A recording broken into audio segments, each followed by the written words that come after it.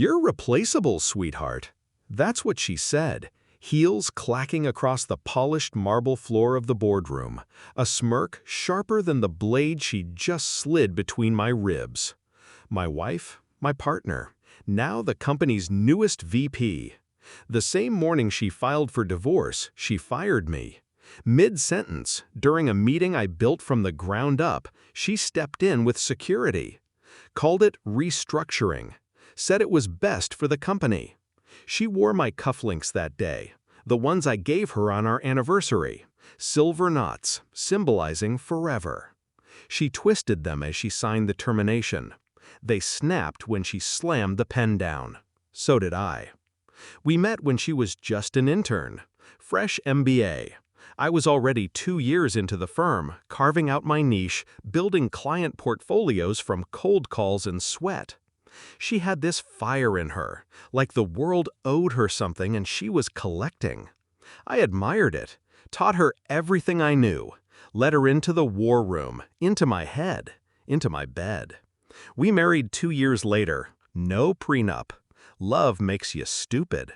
I built us a home, built her career, backed her pitch decks, wrote her talking points, handed her clients, my clients. She called it us. Turns out, it was her. The signs came slowly.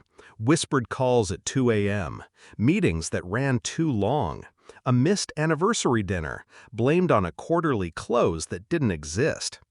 But it was the accidental email that shattered the illusion. A thread forwarded by mistake. He won't see it coming. He never does. VP's mine. So is the company. Her name was on it. So was the CEO's. And our head of legal. A plan 2 years in the making. They called it Operation Ghost. I was the ghost. I didn't scream, didn't confront her. I smiled. Kissed her forehead the next morning like nothing was wrong. Made her coffee, left the sugar out. She always noticed. She didn't that day. Her eyes were somewhere else. Good.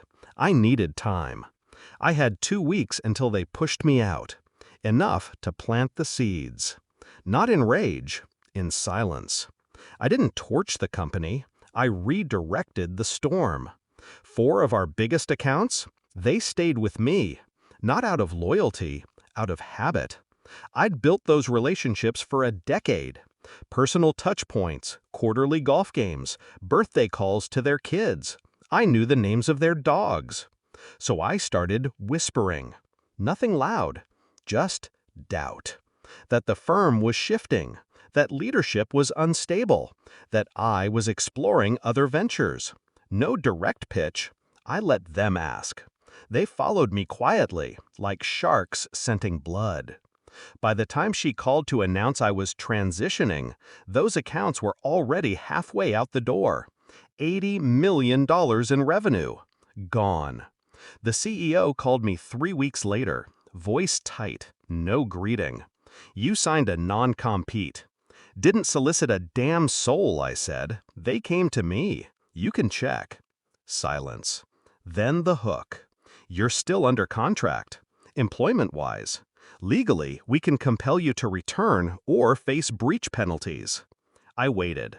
Then came the offer. Return. Save the accounts. Quietly. No press. Clean it up. Then we'd revisit things. I negotiated my own terms. Title, senior partner, direct line to the board. And she? Demoted to my department, reporting to me. She didn't see it until the morning of the announcement.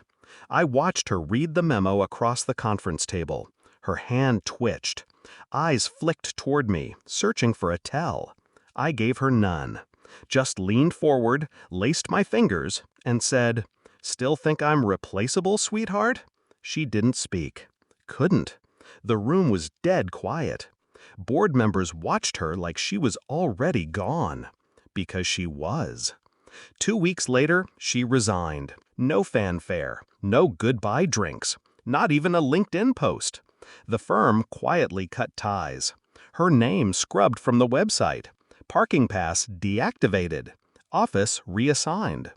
I kept her cufflinks, melted them down into a custom paperweight. It sits on my desk now. Says, know what you're worth. Make them remember it. Some say revenge is best served cold. I prefer it slow, methodical, surgical.